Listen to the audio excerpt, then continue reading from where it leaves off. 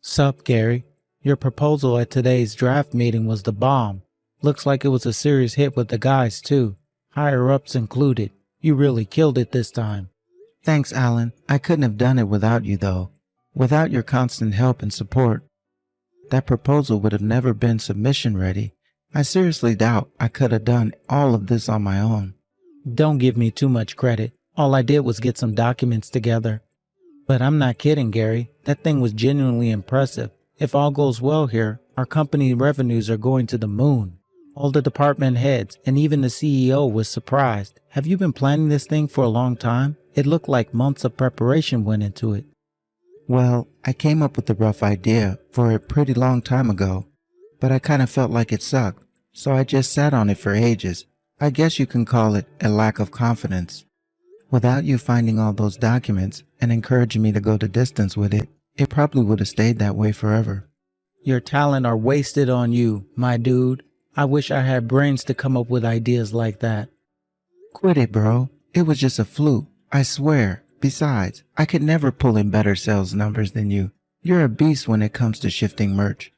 That's why I was so surprised when you did so much to help me. I figured you'd be so busy with things on your end that you might not have the time to get what I needed. I was so happy when you did, and like I said, it saved my ass in terms of actually being able to get everything together in time. Thanks, Alan. Quit it. You're embarrassing me now.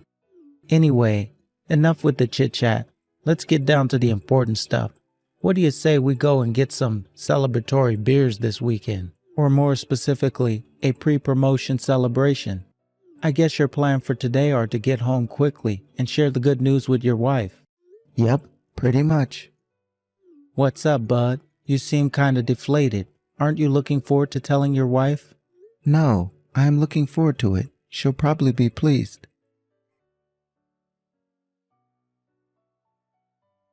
Right. And not probably. Of course she will. Anyway, I'm gonna find a nice bar for us to head out to at the weekend. Leave it with me. Cool, thanks. Don't mention it, alright? See you at the office tomorrow, pal. Gary, hello? What's going on? When I got to the office, there was a letter on your desk. What's going on? Is this some kind of prank? You are coming to work, right? Hello? Gary, you were late 8 minutes ago. Get your ass down to the office. It's not like you to skip work. Wait a sec. No way. Is this stuff written in this letter for real? About your wife threatening to divorce you if you come to work? I just assumed it was some kind of prank, but I guess you really aren't here. Hello? You're worrying me now, buddy. Can you see my messages? Is something wrong? Respond when you see these messages. Is this Alan? It's Gary's wife. There's something I need to talk to you about, Alan. Gary's wife? It looks like he didn't show up to work today. Did something happen? Yes, that's what I was hoping to talk to you about. I need to ask a favor of you. You'll find his letter of resignation on his desk. Would you mind taking it out and handing it in to the appropriate person? The appropriate person? I'm not sure exactly who that is in this situation. Do you mean the president? Yes, my husband's going through some mental health issues at the moment, and he's far too anxious to be at work. So please, Alan, we're counting on you. Whoa, hang on a sec, would you? How could you expect me to hand in Gary's resignation to the company president without even hearing from the man himself, whether that's actually what he wants? This is a big decision, and it's not something that can easily be undone if I do it. Are you really Gary's wife? Yes, I am. Can't you read or something? That's what I just told you, isn't it? Sure, but with all due respect, I'd just be taking your word for it. That's not enough for me to make a judgment on this. Besides, why does Gary want to resign in the first place? Things were going so well for him here. He wants to resign because he doesn't want to carry on working there, obviously. That is generally what resignation means, you know. After all, your company is full of brain-dead morons, isn't it? The only reason I'm able to message you now is because Gary gave me your number. How else would I have gotten it? Would that not have been obvious to you if I didn't say it? Thanks for proving my previous statement about the average IQ at your office.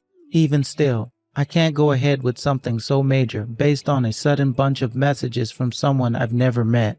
I don't care what you say. You can be as rude, arrogant, disdainful towards me and the people at this company as long as you like, but I won't be handing in Gary's resignation on his behalf. If he wants it handed in so bad, tell him he needs to come in and do it himself. Goodness me, just how much of a brain-dead moron are you, Alan? It's precisely because he can't do that we're messaging you, Einstein. My patience is wearing thin with you now. Will you hurry up and do as you're told before you and me have a falling out? Why can't he do it himself? At the very least, he must have came into the office first thing this morning, before anyone else, right? To put this so-called resignation letter on his desk. My husband doesn't feel up to seeing anyone right now. He's too anxious. It doesn't take a genius to figure out he must have been having some kind of trouble at work. Could it be perhaps that someone there was bullying him and made him stop wanting to do his job? No, absolutely not. I can categorically state that that's not what happened. Everyone here loves Gary, higher-ups and workers alike. That goes for the guys in our department and the company as a whole. I've never heard of him being involved in any trouble here. Zero. Zip.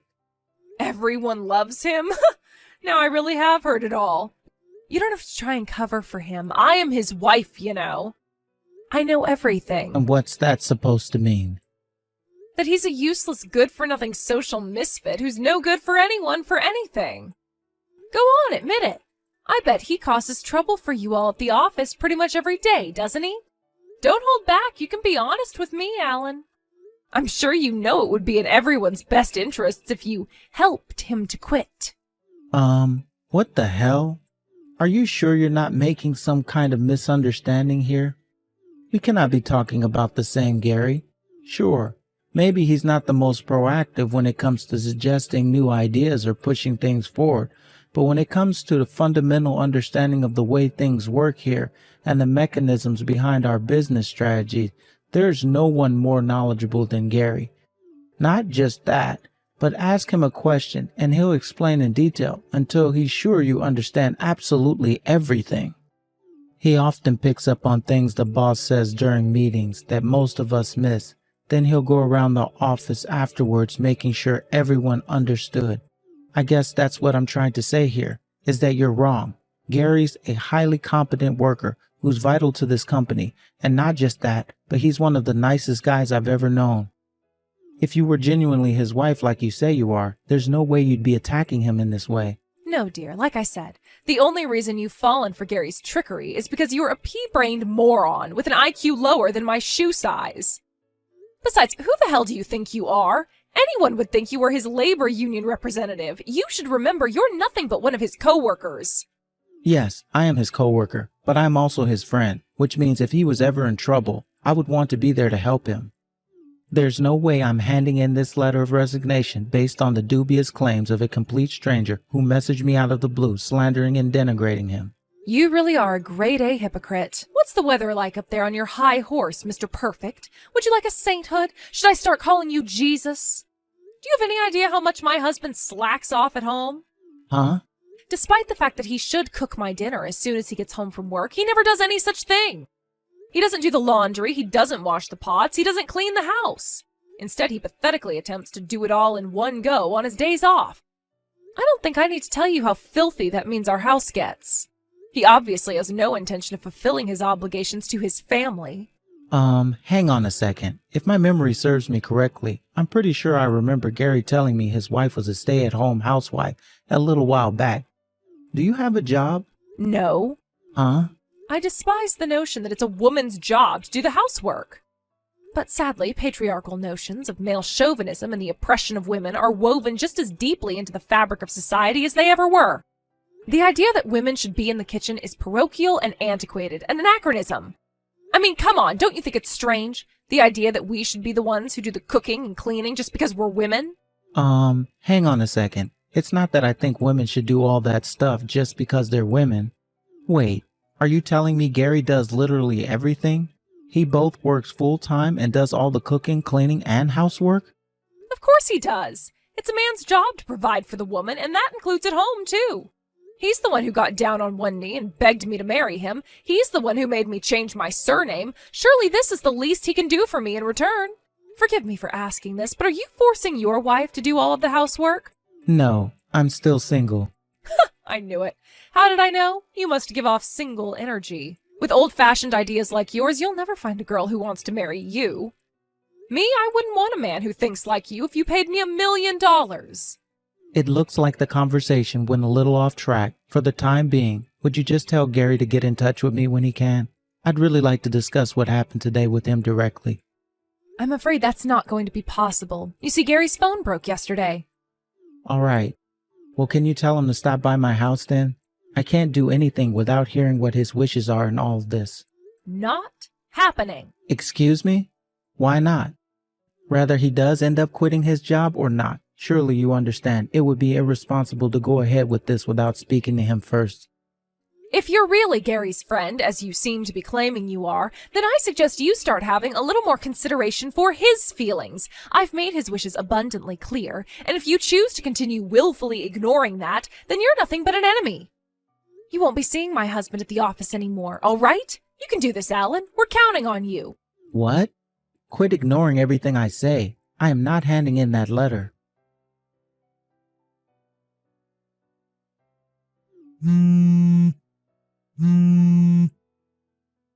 Did you just block me? What the hell?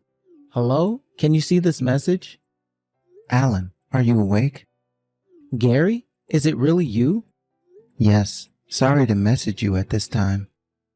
It's fine. Don't sweat it. Gary, are you okay? What the hell happened? And what's going on with your wife? Forgive me if this sounds rude, but dude, she seems kinda nuts. I'm fine. I'm so sorry, Alan. When I told my wife I might be in line for a promotion last night, she flipped out and smashed up my phone. That's why I couldn't message you myself. She did what? She finally fell asleep a few minutes ago. I'm messaging you from my work-use computer. I'm so sorry for all the trouble she caused you.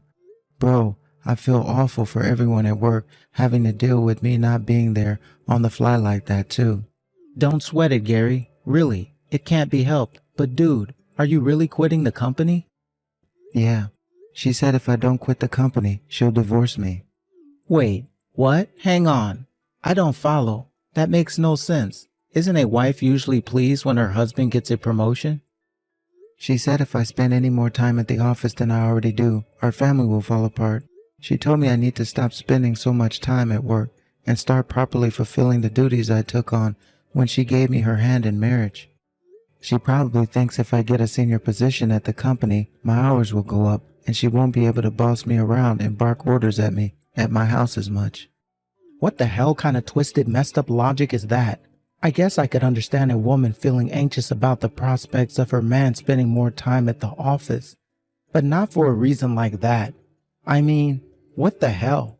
What are you gonna do if you quit your job? Sylvia said I'm going to start work at a company of her choosing. The bottom line is that I'm on strict orders to quit my current job as soon as possible. So what's it gonna be? Are you gonna do as she says like a subservient little lapdog with no will of his own? Are you seriously gonna tolerate being treated like this? I get where you're coming from, but Alan, she's the only woman who would marry someone like me. I'm scared of being alone. It was always my dream to get married. I can't bring myself to throw that away now that I finally have it, especially after I worked so hard to get it. I want kids too. Besides, Sylvia is great when she's in a good mood. It's not all bad, I swear.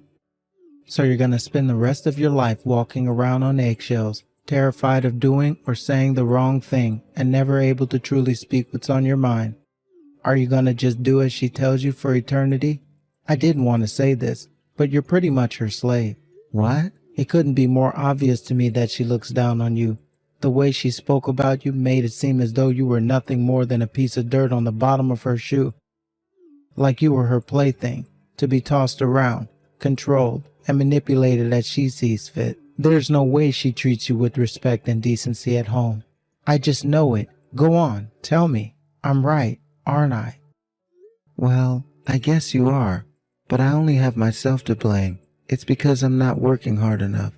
Even though you work full time and do all the cooking, cleaning, laundry, and housework entirely on your own, what exactly it would take for your effort to be enough? What more could you possibly do? I'm single, so it's not like I can claim to be an expert on any of this, but I do know that marriage isn't about one side bearing all the burdens on their own. It's supposed to be a team effort, Gary. What happened to caring for each other? What happened to respecting and being considerate towards each other?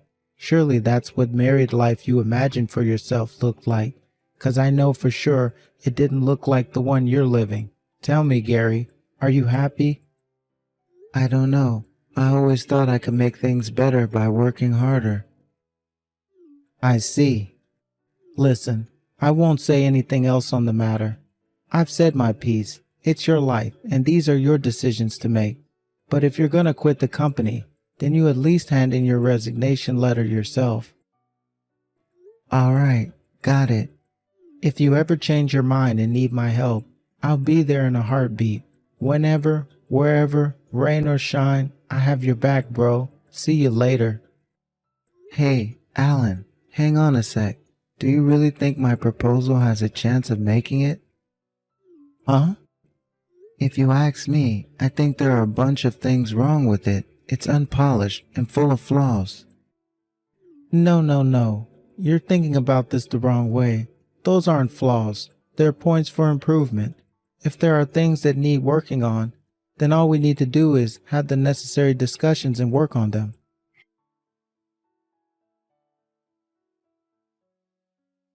Anyway, weren't you about to quit the company 5 seconds ago? Hey, I guess I was. You're right. I was. God damn it. I don't want to quit. Alan, that's it. I've made my decision. Your decision? What are you gonna do? I'm sorry to have to ask you this, but will you help me? Gary,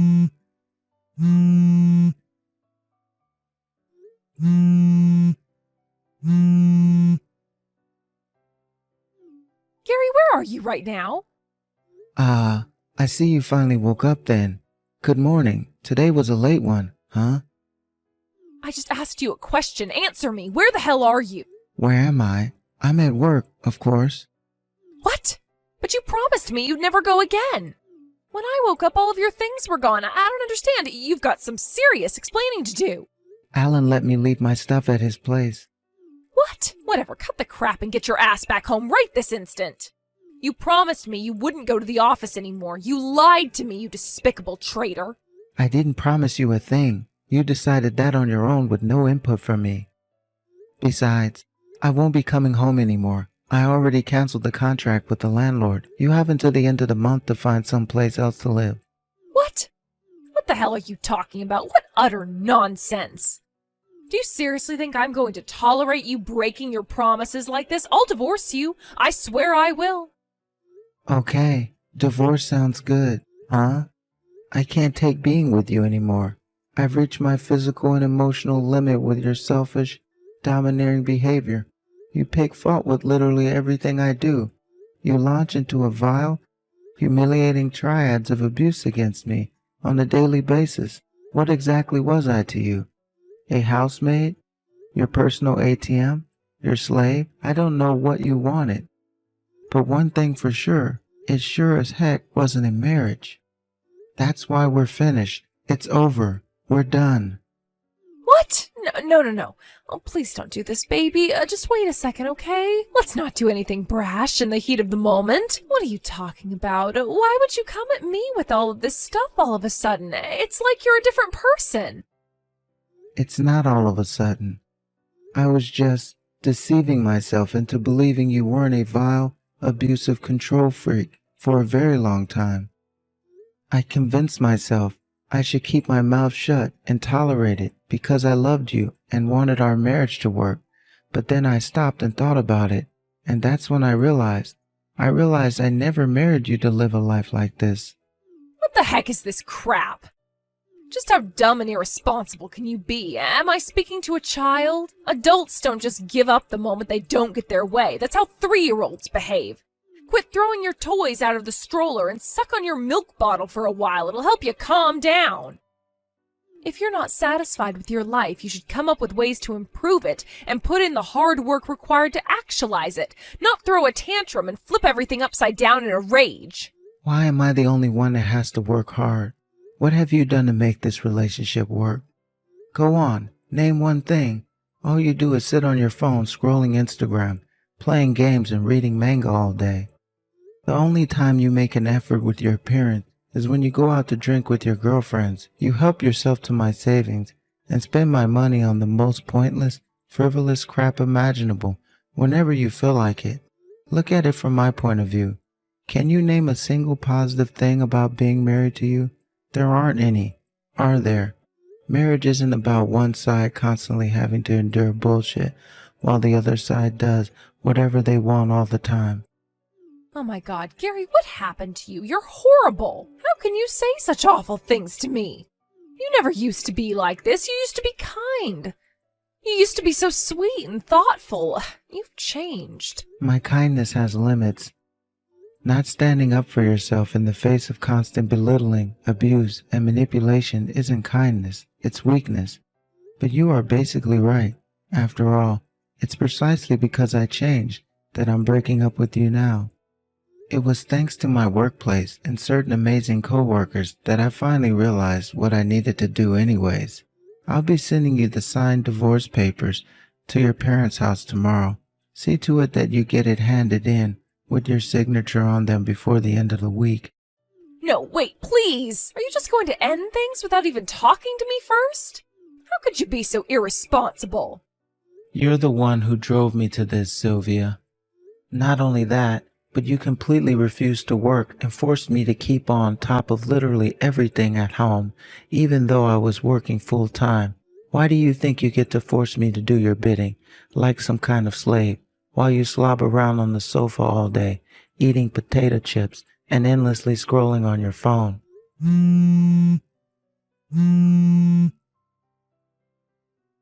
Gary, please, I admit I was in the wrong. Please, will you forgive me? I swear I'll start doing the housework from now on, all of it. You'll never have to wash another plate again for as long as you live. Please, just rethink the divorce. You can even carry on at your job, too. How does that sound? Please, Gary, you're all I have. I can change. I swear I'll work hard. I swear. Your change means nothing to me because it doesn't come from a place of genuineness. You're only saying this because you realize I'm sick of you and I want you out of my life. Besides, I know about all your secret meetups with the guys from the dating apps. What? I've been burying my head in the sand and pretending it wasn't happening for a long time, but not anymore. It all ends here. Oh, and I'll be filing for as much compensation from you as I possibly can. Good luck. Wait, what the hell? No way, this has to be a joke. I don't have any money. Not my problem. How about you sell all your branded bags and fashion accessories you bought with my money? That should help you get started. I mean, it's not even gonna come close to covering everything you owe me. But you did just say you're gonna start working hard from now on. With all the compensation you're about to owe me, you'll have the perfect chance to prove you actually mean it. HQ, barging past security and kicking down the door of an empty meeting room in a desperate bid to find her husband. Naturally, security weren't gonna let that slide. Within less than 30 seconds, she was in a chokehold on the floor, and the cops were on their way. Even after being let out of bail, she kept on showing up outside the office every day. She soon stopped showing up once the boss stormed outside in a rage and yelled in her face at the top of his lungs how much money she owed him for the door she kicked down. Gary's divorce went by without a hitch thanks to all the proof he had of his wife's cheating, not to mention the mountain of chat logs demonstrating what an abusive control freak she was. In the end, Sylvia was ordered to pay him a hefty sum in compensation. Gary tells me that these days she's working as a cleaner while living at her parents' place under the strict supervision of her father, who used to be a military commander and is known for his strict temperament and harsh discipline. Her days now consist of working 14-hour shifts to come up with the monstrous amount of compensation she owed her ex-husband. Now that it's behind him, Gary can finally laugh about the whole ordeal. When the divorce went through, He joked that his ex-wife finally had the opportunity to make up for sitting around on her butt all those years. When he made his comeback at the office, he worked so hard it was like he was possessed, and his already good reputation at the company soared to heights previously unimagined. Since coming back, he's a lot more cheerful and proactive than before. As for our friendship, we're closer than we've ever been. I say friendship, but it's more like we're half rivals, half best buddies. All in all, Gary is happier and more optimistic than I've ever seen him. I can honestly believe that getting rid of Sylvia was the best move he ever made. No one needs Sylvia in their life.